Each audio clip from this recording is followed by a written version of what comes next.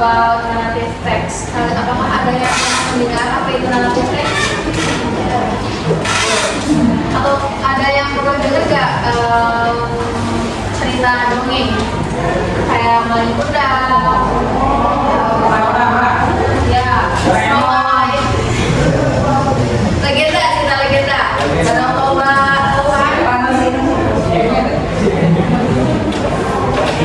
tahu nggak? Nah itu semua termasuk ke narrative text. Nah hari ini Ibu akan menjelaskan apa sih definisi narrative text itu, terus strukturnya juga, dan tujuan dari narrative text itu apa. Ini ada.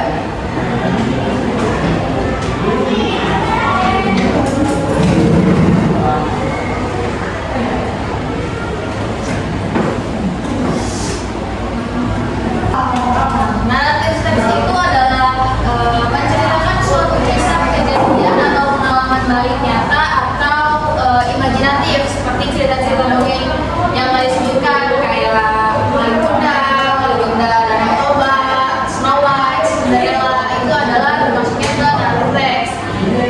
Di narrative text itu ada tujuannya. Yang pertama itu adalah tujuan dari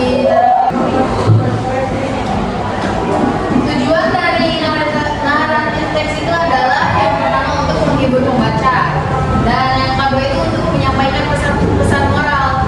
Di cerita legenda itu pasti ada pesan moral dari cerita-cerita yang telah disampaikan oleh para penulis cerita legenda itu. Dan ada beberapa jenis struktur atau struktur umum dari narrative text. Yang pertama adalah orientation, yang dimana menjelaskan tentang tokoh, tempat, dan waktu. Yang kedua adalah complication, menceritakan tentang runtutan kejadian konflik dari cerita legenda tersebut. Dan yang terakhir adalah resolution atau penyelesaian masalah. Di akhir cerita pasti ada gimana sih cara menyelesaikan suatu masalah dari cerita tersebut. Nanti ada contoh narrative text-nya. Nanti coba kalian cari apa orientation-nya, terus complication-nya, resolution-nya, seperti minggu kemarin yang tentang rekonteks. Dan ciri kebahasaan dari narrative text itu sama seperti rekonteks. Ada 4 struktur ciri kebahasaan. Nah, ciri kebahasaan dari narrative text itu ada, yang pertama adalah past tense, yaitu menggunakan tense kejadian yang sudah berlalu, seperti go menjadi went, live jadi live, sing jadi saw. Jadi menggunakan verb kedua.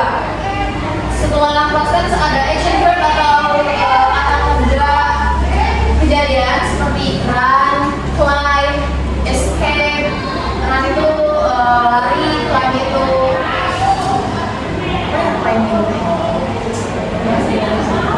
itulah pokoknya.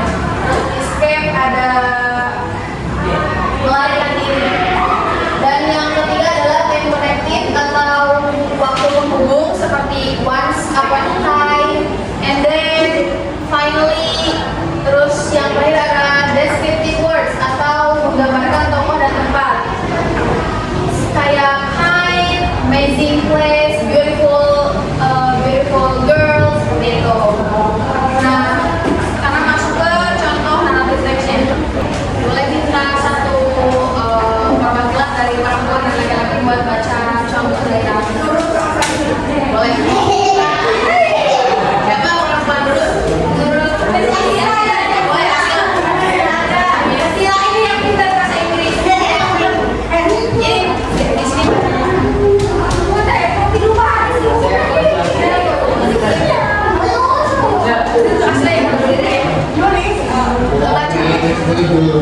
kayak gitu, kalau mencoba gak apa-apa. Dari kamu siapa?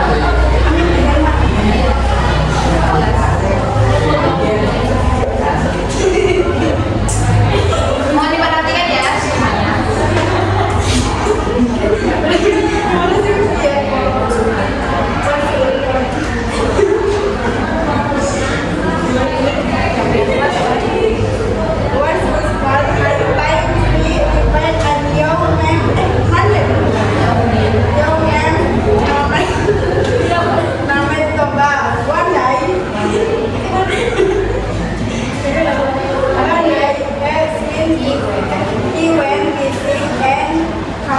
and the magical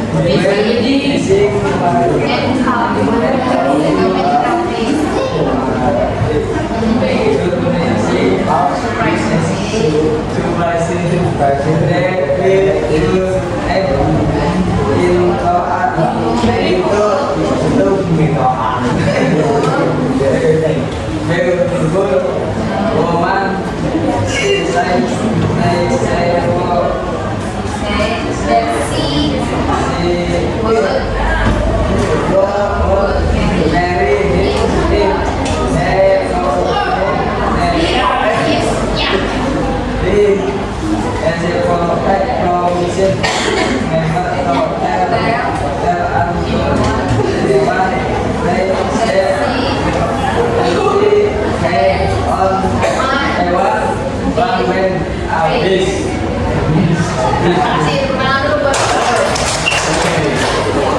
Jadi untuk membacakan nanti itu ada nadanya juga. Maksudnya kalau kalian dongeng masa sederhana itu kan, jadi pasti ada nada-nadanya juga. Karena kalau ini bahasa Inggris susah dari pelafalannya ya. Jadi ibu bacakan ulang. The Legend of Lake Toba, legenda Danau Toba. Once upon a time, there lived a young man named Toba. One day, he went fishing and caught a magical fish. Surprisingly, the fish turned into a beautiful woman. She said that she would marry him if he promised never to tell anyone that she had once been a fish. They got married and lived happily. Later, they had a son.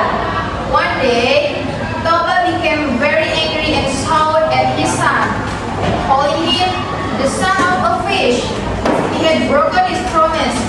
Suddenly, his wife and son disappeared, and heavy rain poured down. The land was flooded and become what we know today is Lake Toba. Jadi suatu hari hiduplah seorang laki-laki yang bernama Toba. Suatu hari dia pergi memancing dan dia mendapatkan ikan ajaib. Dan terkejutnya ikan itu berubah menjadi perempuan yang cantik. Perempuan itu bilang bahwa dia akan menikahi si Toba ini, jikalau si Toba ini berjanji tidak pernah memberitahu semua orang bahwa dia adalah seorang ekor ikan. Kemudian mereka berdua menikah dan hidup bahagia. Kemudian mereka memiliki seorang anak, dan suatu hari Toba tiba-tiba sangat marah dan meneriakkan anaknya. Dia bilang, "Hei, anak ikan!" He had broken his promise, dan si Toba ini melanggar janji dia kepada istrinya. Dan tiba-tiba istrinya dan anaknya merasa kecewa. Dan tiba-tiba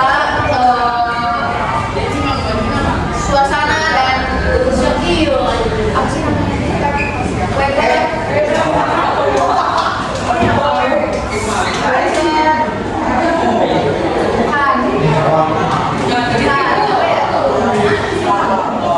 Jadi mendung dan turun hujan suasananya.